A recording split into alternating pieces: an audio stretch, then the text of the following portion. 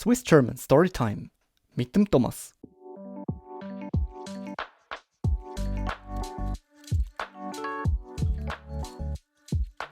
Hoi miteinander und willkommen zu einer neuen Podcast-Folge. Ich hoffe, euch geht's gut. Habt ihr warm genug? Hier ist es recht kalt geworden. Ich sehe, ich habe schon einen rechten Pulli an. Es luftet auch heute recht stark. Am Freitag war noch der letzte warme Tag und jetzt hat es merklich abgekühlt. Aber ich denke, es passt so für Mitte Oktober. Kann man nicht viel sagen. Und wir haben ja wirklich einen schönen Sommer in der Schweiz. In der heutigen Folge geht es um die Geschichte der Eisenbahnen in der Schweiz. Wie es entstanden ist und wie alles so gelaufen ist, bis die heutige SBB gegründet worden ist.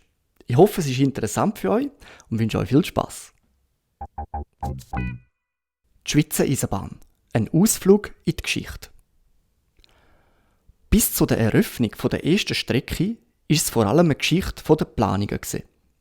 Obwohl die Schweiz als europäisches Land erst spät mit dem Bau von Eisenbahnstrecken angefangen hat, ist das allgemeine Verkehrsnetz bereits gut ausgebaut gewesen. Während der 1830er Jahre haben Dampfschiffe auf den See verkehrt und Alpenpässe am Gotthard und Splügen sind ausgebaut worden. Die Strassenqualität ist von Gemeinde zu Gemeinde unterschiedlich gewesen. Und als Baumaterial hat man Kies oder Naturasphalt verwendet. Laut einem Reisebericht aus der damaligen Zeit hat man für die Fahrt von Altdorf auf Bellinzona rund 15 Stunden benötigt. Heute schafft man die gleiche Strecke in ungefähr 1 Stunde und 20 Minuten. Gleichzeitig haben Schweizer Kaufleute und Zeitungen vermehrt von Fahrten mit einem neuen Verkehrsmittel berichtet, nämlich der Eisenbahn. In Deutschland und in Österreich ist der Bau von Eisenbahnlinien zu dieser Zeit bereits fortgeschritten gewesen. Darum haben die damals noch souveränen Kantone und private Industrielle angefangen, fortgeschrittene Projekte auszuarbeiten. Wegen der politischen Instabilität während der Restauration und der unterschiedlichen Interessen der Kantone haben die aber lange nicht umgesetzt werden. Die erste Bahnstrecke ist 1844 von Basel auf Straßburg gebaut worden. 3 Jahre später, 1847, ist dann die erste ausschließlich auf Schweizer Boden gebaute Eisenbahnstrecke zwischen Zürich und Baden eröffnet worden. Wenige Jahre später ist ein neues Eisenbahngesetz in Kraft getreten, das bestimmt hat, dass Private und Kantone Eisenbahnen bauen können. In der Folge ist dann ein heftiger Konkurrenzkampf entstanden, wo einen richtigen Eisenbahnboom verursacht hat. Und aus dieser Zeit haben einige lokale Bahnunternehmen in der Schweiz bis heute überlebt. Ein berühmtes Beispiel ist die Witzenau-Rigibahn, die als die erste Zahnradbahn der Schweiz 1871 in Betrieb genommen wurde. Das System von so vielen privaten Eisenbahngesellschaften hat aber auch Schwächen gehabt. Pleiten, Fusionierungen und Neugründungen sind bald an der Tagesordnung gewesen. Und so ist die Idee von einer Staatsbahn aufgekommen. Am 20. Februar 1898 hat die Schweiz über die Verstaatlichung der Schweizer Bahnen abgestimmt.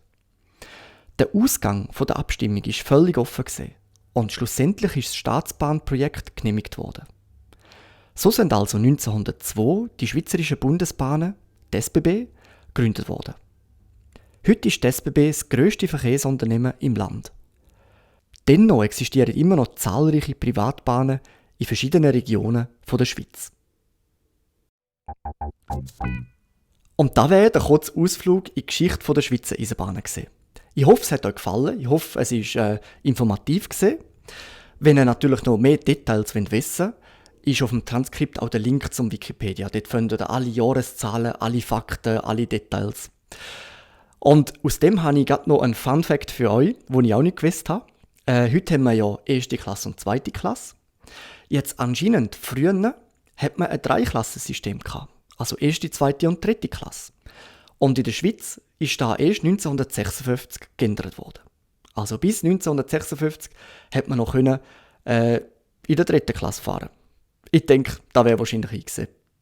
Und noch ein Fun-Fact, den ich erst gerade heute beim Mittagessen von meinem Vater erfahren habe.